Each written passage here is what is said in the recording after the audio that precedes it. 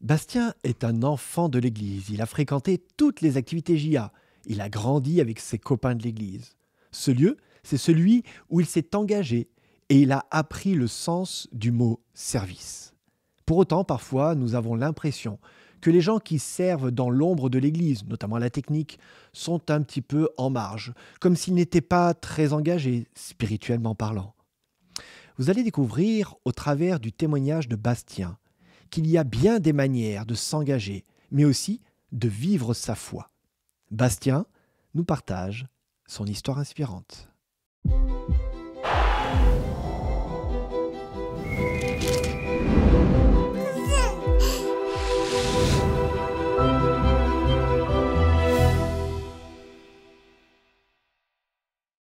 Salut Bastien. Salut Flip. Bon, je vois que tu fais déjà du placement de produits. Allez, on le dit tout de suite.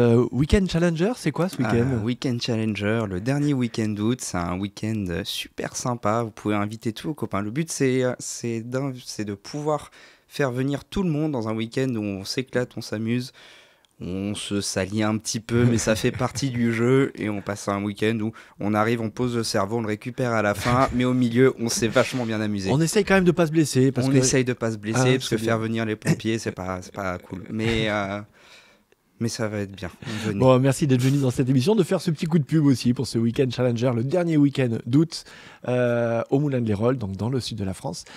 Si j'amorce comme ça un peu les choses, Challenger, c'est parce que c'est un espace dans lequel tu t'es investi. On va revenir sur ça, sur ton parcours dans l'église, qui à un moment donné, l'année dernière, tu te fais baptiser aussi lors d'un rallye fédéral explorateur.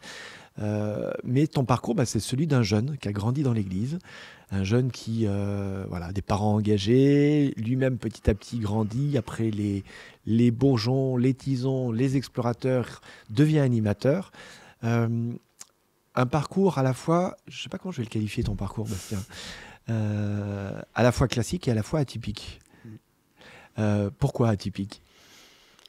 Pourquoi atypique? Parce que comment dire ça? Parce que je suis pas quelqu'un qui, on va dire, qui aime l'église de la manière traditionnelle. En tout cas, pas la manière dont on en parle souvent. Ouais. Alors, on va essayer de te définir. Aujourd'hui, tu as quel âge? Aujourd'hui, j'ai 23 ans. Il n'y a pas de doute sur les 23 ans. Mais tu es quelqu'un, et je te remercie d'être là à ce micro, parce que ce n'est pas forcément évident, qui est plutôt tendance à être introverti, à être plutôt derrière le micro, mais plutôt derrière la table technique, plutôt que devant le micro.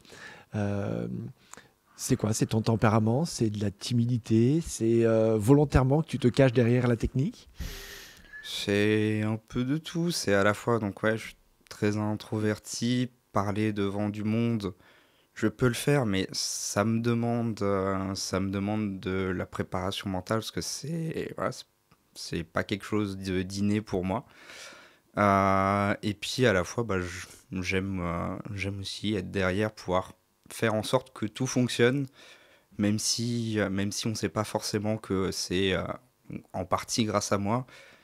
J'aime pouvoir ajouter ma brique pour faire en sorte que tout puisse bien se passer. Alors, c'est assez paradoxal parce que tu aimes bien être tranquille dans ton coin, mais tu es membre dans une église de 600 membres. Enfin, un peu moins peut-être, mais en tout cas, il y a beaucoup de monde et régulièrement, il y a des grands événements puisque tu es membre à Collonges, sous Salève. C'était une grande église, une grande communauté, mais il y a beaucoup d'événements où il y a beaucoup de gens qui brassent tout au long de l'année. Est-ce que c'est pas un peu paradoxal, justement, d'être dans une grande église comme ça, alors que tu préférerais être dans un côté plus discret? C'est un peu paradoxal, oui et non, parce que l'inconvénient du grande église, c'est qu'effectivement, il y a énormément de monde et il y a plein de foules, plein de gens qui te disent bonjour, voilà. Mais d'un autre côté, l'avantage d'être dans une grande église, c'est un peu comme être dans une grande école. Dans une grande école, tu connais pas tout le monde. Et tu peux passer inaperçu, tu peux tracer ta route sans trop te faire arrêter si tu arrives à éviter les 2-3 qui te connaissent un peu bien. Donc, à la fois, c'est un avantage et un inconvénient quand tu es dans une petite structure. Tout le monde se connaît, tout le monde, du coup, prend des nouvelles, et ce qui est très bien. Mais quand tu es quelqu'un qui aime pas forcément toujours parler, qui des fois a juste envie d'être tranquille dans son coin. D'être dans un grand truc, ça permet de se mettre au fond de la salle et d'être aussi des fois un peu plus tranquille. Mhm. Euh, Aujourd'hui, dans cette église, tu es investi. Tu dis être un peu plus tranquille. Alors, pas tranquille en mode spectateur, chaise longue au fond de l'église en train de siroter une grenadine, mais tu as la technique. Tu me disais hors antenne, c'est une bulle pour toi, ça. Mm. Tu peux nous en dire un peu plus? Ça fait une bonne dizaine d'années que je suis dans la technique. Je suis rentré dans la technique aux environs de la fin de la période Tison. Ah oui, Euh, donc tu étais déjà très jeune, quoi. Donc, j'étais t'as déjà 12 très ans, quoi. jeune. 11 ans, 12 ans, quoi. C'est ça, j'y suis rentré très tôt, parce qu'à la fois c'est un univers qui me fascinait, Mhm. de voir toutes ces caméras, de voir tout cet univers, je trouvais ça hyper intriguant, hyper... ah. Et à la fois, c'est un espace qui m'a permis aussi à la fois de me retrouver dans ce petit espace, euh, parce que déjà à l'époque, je n'aimais pas forcément être dans la grande salle. Et même au niveau de l'EDS, je me sentais pas toujours à ma place. Donc, le Pas, temps d'étude de la Bible en petits oui, groupes. pas Ouais. forcément que j'adhérais pas, mais juste que je sais pas, j'accrochais pas toujours avec le format, avec tout ça. Et du coup, de pouvoir aller aider à la technique, ça m'a donné un peu un espace où je me sentais bien, où voilà, je fais connaissance avec des personnes avec qui je travaille toujours aujourd'hui. Et où ouais, je me sentais vraiment tranquille, libre non pas que j'étais pas libre avant, mais Mhm. dans ce contexte-là, je me sentais libre de faire un peu, entre guillemets, ce que je voulais, ouais, de me sentir bien. Ce qui te parlait, donc Mm. une bulle dans laquelle tu te sens bien, dans laquelle tu t'épanouis. Euh, Est-ce que cette bulle, euh, c'est un lieu spirituel quand même? Alors, Ah, ça peut-être un peu paraît surprenant ma question, parce que je dis comme ça, comment ça, Philippe, mais euh, voilà, des fois, bon, il y a la technique, c'est le côté matériel, organisationnel, mais bon, bah voilà, c'est un peu à part, quoi. C'est pas des services comme, par exemple, les anciens, les diacres, les responsables de département. On a un peu cette vision-là, bon voilà, les techniciens, quelque part. Comment toi, tu le vis, cette bulle-là? pour moi, c'est tout autant un espace spirituel que les autres, parce que certes, on est dans notre coin, on fait nos trucs de notre côté. Pendant le culte, on parle un peu plus, qu'on est un peu isolé et on a des choses à se dire pour le live, pour d'autres choses. Mais ça empêche qu'en fait, si on est là, c'est pas juste pour nous, pour faire mumuse avec des boutons qui flashent dans toutes les couleurs. Même si Même si c'est très joli, c'est hein. très joli, ça fait un effet NASA, c'est rigolo. Mais si on est là, c'est avant tout pour servir toute la communauté, Mm. faire en sorte que tout puisse fonctionner et que tout le monde passe un moment, un bon moment en toute simplicité, sans avoir à gérer justement tous ces aspects qui sont compliqués, qui demandent d'être souvent un minimum formé, de connaître un minimum. Et si on n'a pas ces personnes-là, bah, en général, c'est la galère. Mais du coup, voilà, on est ici pour servir l'Église, pour servir Dieu et pour pouvoir permettre à tout le monde de vivre ce temps dans les meilleures conditions possibles. Alors, j'en profite pour saluer au travers toi tous les techniciens qui, dans les communautés, font vivre, qui gèrent les micros, qui gèrent la projection, qui gèrent voilà, tout un tas d'aspects techniques. Parfois, voilà, tout d'un coup, il y a un bug, ou on n'a pas donné le bon PowerPoint, hein, ou on n'a pas calé la vidéo comme il fallait la caler. On a donné le Euh, PowerPoint 2 minutes avant le début voilà. du culte. Donc, tout message, les prédicateurs comprendront. Voilà, des fois, tout d'un coup, toute l'assemblée se retourne vers la technique, regarde la technique et dit bon, qu'est-ce que vous faites, quoi? Mm. Comment tu vis ces moments-là, toi qui justement veux rester dans ta bulle là-haut, tranquillement à la technique? Bah, disons que C'est un message pour leur dire quelque chose c'est aussi, hein. à la fois je comprends et à la fois c'est des fois les gens ne se rendent pas compte du travail que c'est et que des fois c'est juste pas notre faute. Ouais. C'est le syndrome de beaucoup de choses où tant que tout va bien, c'est normal, c'est l'état normal. Et si ça va pas, du coup, c'est qu'il y a un problème, c'est qu'on a fait quelque chose de mal. Alors que faudrait pas réfléchir comme ça. Quand ça se passe bien, c'est que Alors, je dis pas qu'il faut nous remercier à chaque fois qu'on nous voit, mais dans T'en le crois sens pas? que, Si, quand même. ça veut dire que on a déjà mis toute une somme de travail, Ouais. parce qu'il y a à la fois ce qui se passe le samedi, mais les techniciens ne bossent jamais que le samedi. Mm. Quand il y a du nouveau matériel, des choses qui marchent pas, souvent on doit venir pendant la semaine pour régler, pour ajouter. Et donc, il y a tout ce travail de l'invisible Mm. où les gens ne se rendent pas compte. Et puis après, des fois, c'est juste indépendant de notre volonté. Des fois, c'est les aléas de tout ce qui est matériel. Des fois, il y a un câble qui foire, il y a un câble qui foire. On n'y peut rien, que ça soit quelqu'un qui est marché dessus ou le truc qui a décidé de lâcher. Ah, voilà, ça arrive et ça fait partie de tout, quoi. Alors, tu as créé une bulle à l'église, dans ce sens, dans le bâtiment de l'église, une première bulle, et puis il y a une deuxième bulle dans laquelle tu as évolué pendant de nombreuses années, dans laquelle tu es toujours. Mm. En fait, tu vis entre deux bulles, quoi. En gros, c'est ça, qui est la JA, la jeunesse adventiste. Ouais, totalement. Comme j'ai dit au début, je suis quelqu'un qui est très solitaire. J'ai jamais eu particulièrement énormément d'amis, mais j'ai jamais spécialement cherché à m'en faire beaucoup non plus. Et ça, c'est que ce soit dans l'église ou que ce soit en dehors, à l'école, dans les activités. Et la JA, c'est un endroit où très vite, notamment parce que je suis dedans depuis que je suis tout petit, et très vite, je me suis senti à l'aise et à ma place Mm. dans cet endroit, là où dans beaucoup d'autres endroits, bah oui, je peux y être, mais naturellement, j'ai pas forcément envie de rester, ou je sens que je me sens pas forcément au bon endroit.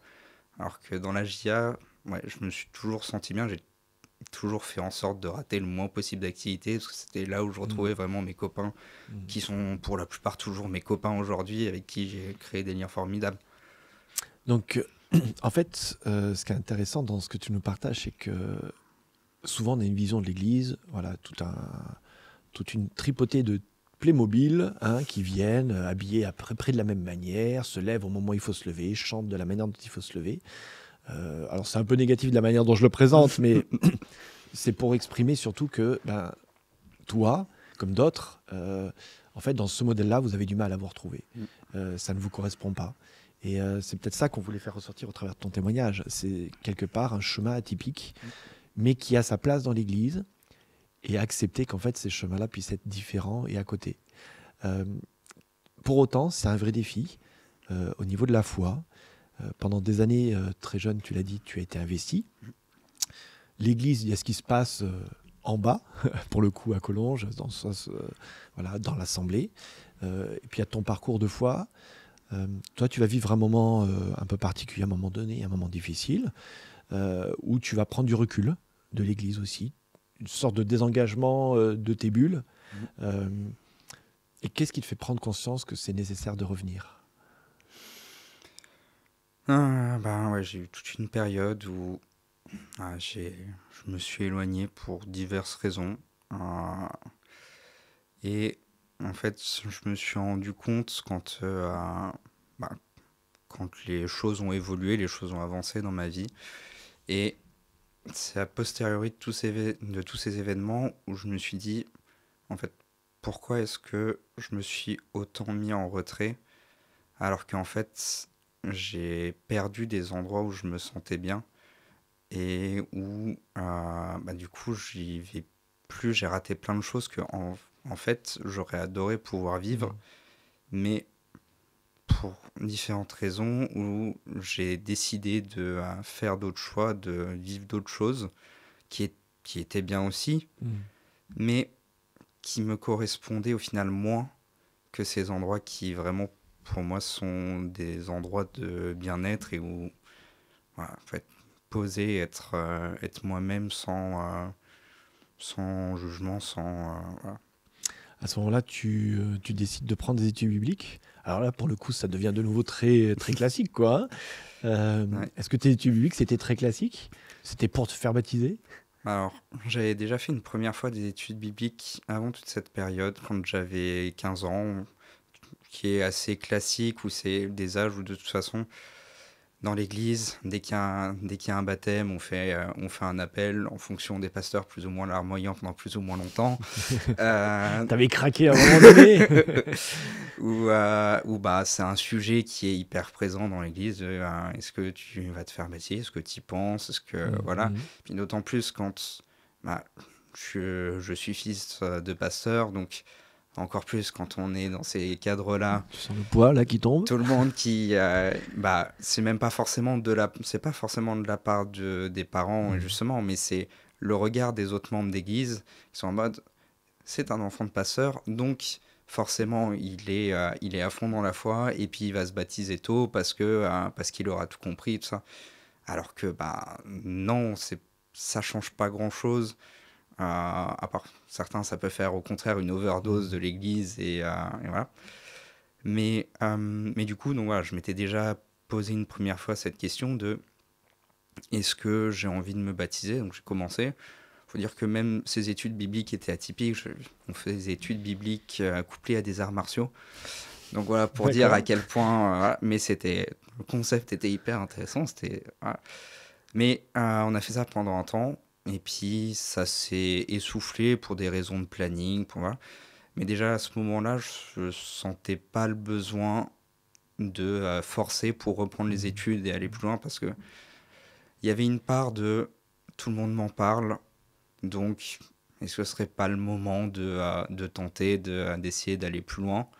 Et au final, je me suis rendu compte que non et que ça servait à rien de forcer. Mhm.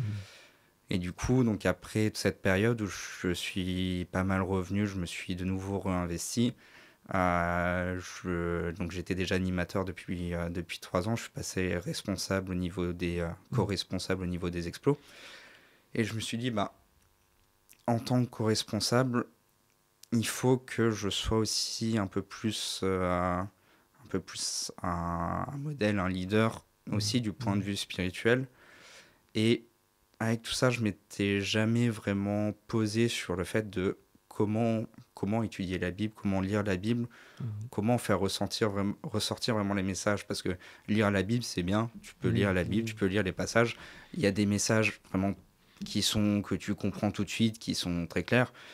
Mais en fait, il y a tellement plus à faire ressortir quand on prend le temps de vraiment Mhm. l'étudier. Et puis, je sentais que moi, à ce niveau-là, franchement, j'étais nul. Mhm. Et du coup, j'avais envie de pouvoir progresser. Du coup, c'est pour ça que j'ai repris ces études bibliques. Mais à ce moment-là, c'était pas dans une idée de baptême. C'est dans cette idée de, voilà, en apprendre plus sur Mhm. Mhm. comment vivre tout ça. Et pendant ces études, celui avec qui je faisais m'a dit quelque chose qui pour moi m'a aussi pas mal marqué. C'est il m'a dit, avec avec tout l'engagement que tu as au niveau de l'Église, avec la manière dont tu réfléchis avec tout ça, tu n'aurais pas besoin de faire des études bibliques. Concrètement, pour moi, tu serais déjà prêt à aller au baptême. Mhm. Et pour moi, ça m'a beaucoup touché. Mais à la fois, je comprends tout à fait ce qu'il voulait dire et voilà, c'est Mhm. effectivement. Mais pour moi, dans mon cœur, c'était pas encore le moment de passer cette étape qui est importante, qui est symbolique et voilà, qui marque vraiment un état d'esprit. Donc tu te fais baptiser, je l'ai dit tout à l'heure, lors du rallye fédéral explorateur en 2024, Mm. au printemps 2024. Euh, Quand tu regardes ton parcours dans l'Église, ton parcours de foi, comment tu le qualifierais ce parcours de foi? Bah, je dirais que au sein même de l'église, comme on l'entend, le bâtiment, les cultes du samedi matin, au niveau de mon parcours de foi, ça m'a pas apporté grand-chose. Parce que, Bam. disons que j'ai toujours eu du mal à écouter une prédication d'un Ouais, bout à l'autre. J'ai rarement été énormément impacté par ce qui se disait sur la sur la chair. chair. Mhm. Mais ça n'empêche que, bah, comme j'ai déjà dit, déjà au niveau de l'équipe technique, cette aventure humaine, déjà pour moi, c'est quelque chose qui m'a construit. C'est pour ça que, malgré le fait que les prédications, euh, j'y accroche peu, ça n'empêche que je continue à venir quasiment tous les samedis pour venir aider et dans cette aventure. Mais tu me disais hors antenne, c'est pas qu'une question de devoir en fait. C'est pas juste une question de il faut faire fonctionner la machine.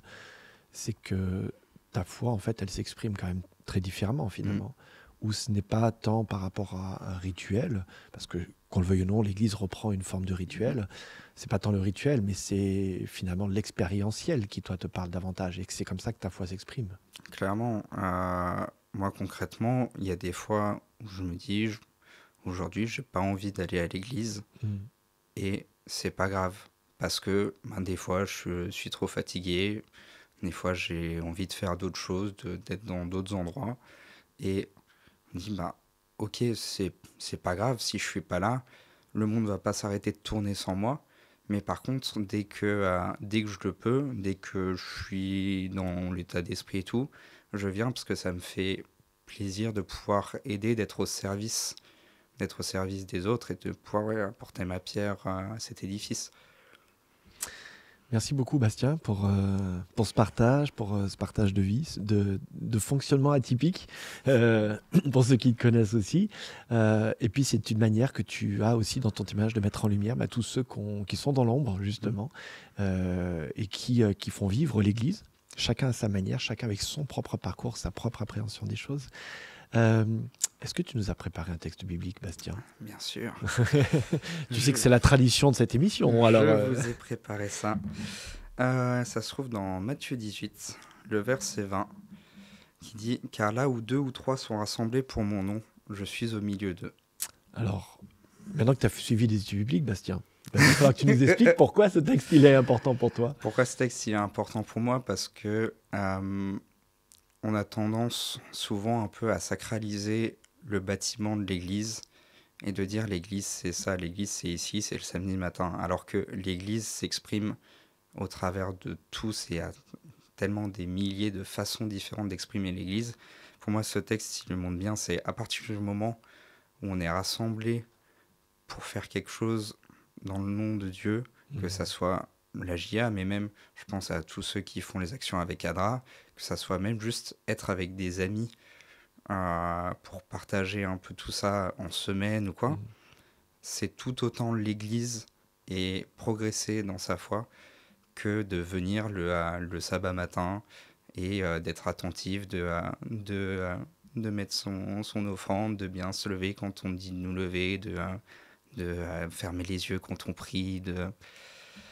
Voilà, l'Église s'exprime d'une multitude de façons et il ne faut pas s'arrêter à cette vision très classique de qu'est-ce que c'est l'Église. Merci beaucoup, Bastien. Avec plaisir. Babaste pour les intimes, Bastou aussi. Il a plein de surnoms à la JA. Et si vous voulez rencontrer Bastien, je le dis aux auditeurs, et vous venez au Weekend Challenger. On vous y attend nombreux. Allez, je te propose qu'on aille inscrire en tout cas ce verset sur notre mur des témoignages. Ouais.